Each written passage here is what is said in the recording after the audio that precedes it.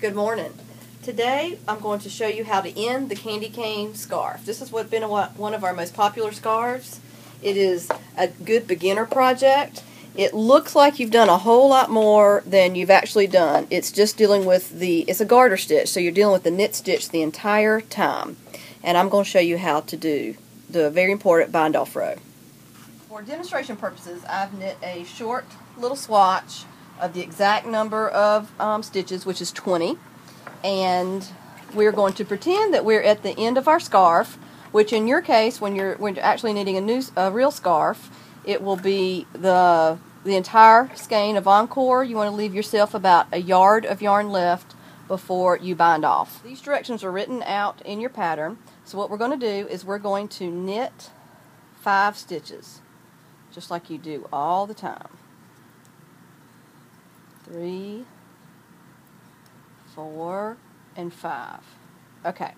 Now, what you're going to do here is you're going to pick up the 4th stitch, 1, 2, 3, 4, and you're going to leapfrog over stitch number 5, which is technically a bind off, and that leaves a gap.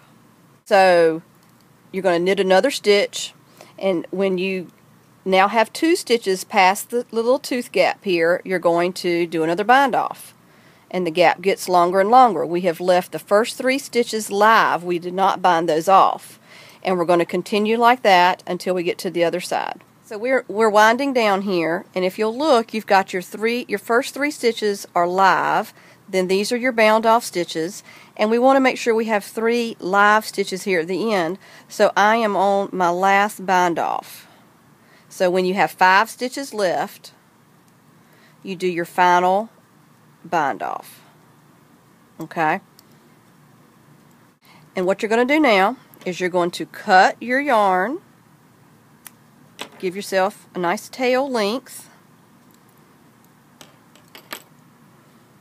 use your tapestry needle, thread it, and you're going to come right through that last loop. Pulling, this is your final one. You pull it nice and tight, take your needles out, and what you're left with, 3 live stitches on the beginning and the end, and that's our tail right there. And so now we're ready for the last step.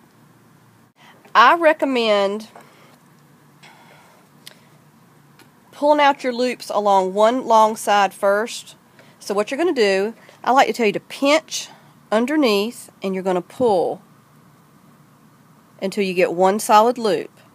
Now, I would like for you to tie your loop.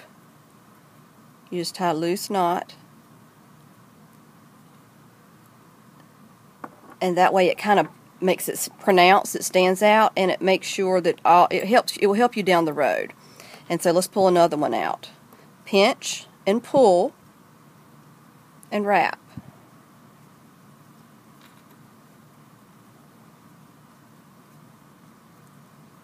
And so now you've got 2. The idea is you must pull all 3 out. So there are 3 loops, and then the last 3, if you don't pull that last one out, you could end up with a much shorter loop. Now we are the last 2 loops. Very last. Oh, thank you, Michael.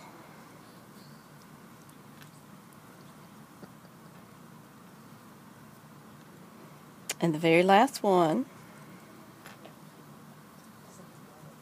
And we're pretending that this is a 60-inch scarf. So now you have your loop-de-loop edging, and you're ready to go down and do it on the other side, the opposite side. So you'll see, there are your loops. These are the ones waiting, and this one is going to be, we're going to use our tapestry needle and weave it in, so you'll never see that, just like a regular end. Same thing down here. Alright, we're on side 2, and I almost like to go from the back side here.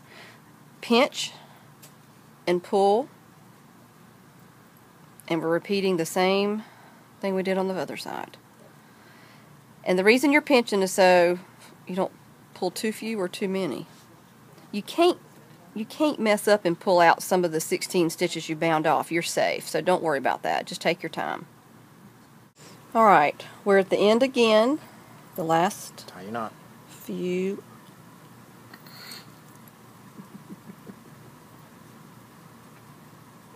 Blame the production crew for that one.